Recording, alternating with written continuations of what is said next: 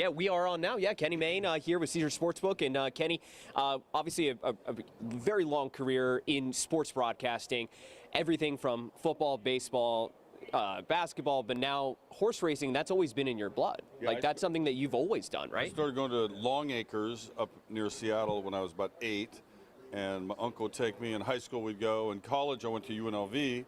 I was briefly a horse race announcer at the old race book. You know, this is like, if you watch the movie The Sting, it's like that, you know. And now I'm doing, hey, we got our signage right there. Caesar's behind us, good framing. Yeah. What draws you to horse racing? All of it. I like the idea that you're trying to figure out what's going to happen and you make your prediction and you're playing against everybody around you. And obviously it's fun to win actual money, but it's also almost like the pride of, I figured this, we're live, guys. Literally, we're on TV. They don't care. Yeah, just all of it. And the build-up, the workouts. We're here in the morning seeing these pretty horses take their works. The time between races, some people get bored by that. I love that because it's a little more time to kind of like take in all of it, the way they come over, the way they walk out, studying the look of the horse, all of it.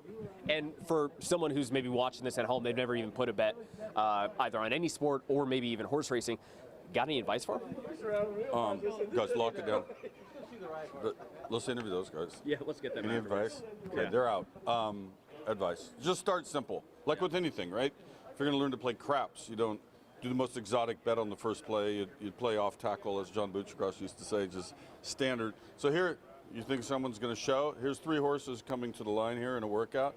I'll take the middle one for the win. I'm wrong. The guy in the rail looks like he's going to get it. But the good news is I had the middle guy to show. Yeah. Show means first, second, or third. We didn't make much there. Those 2 horses look faster. This is pretty much free form right now. Yeah, no, this really is. But Kenny, you know, obviously a lot of money is flowing out throughout all of horse racing as an industry. This is something where, you know, you can make quite a bit of cheddar, if you will, on a single day.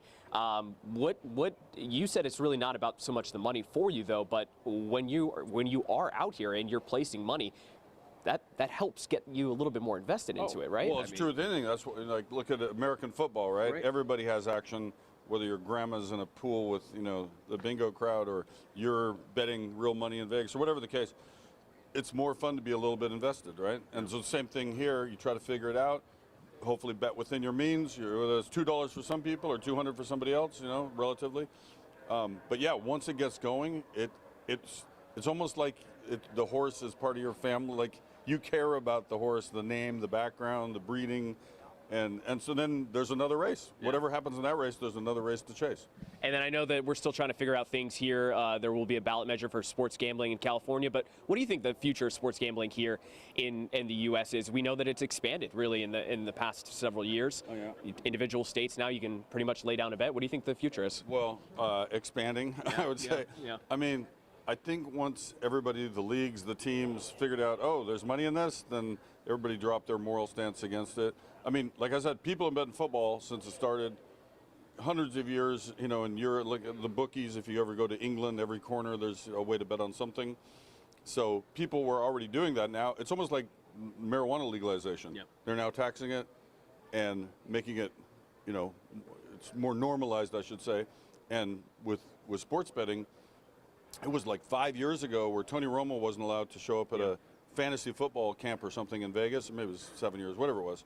And suddenly now every league has some relationship. So I think everybody is just seeing the revenue's there, and everybody's kind of trying to grab a piece of it. All right. Well, Kenny, thank you so much for joining us this morning. And a little bit of a rough start out there off the track. And you know, we'll try to track down these gentlemen here for a follow-up interview. But Kenny Mayne, everybody, joining us here live on CBS 8. All right, Chris, thank you for bringing that to us. And yeah, the action's already begun. Yeah. Amazing.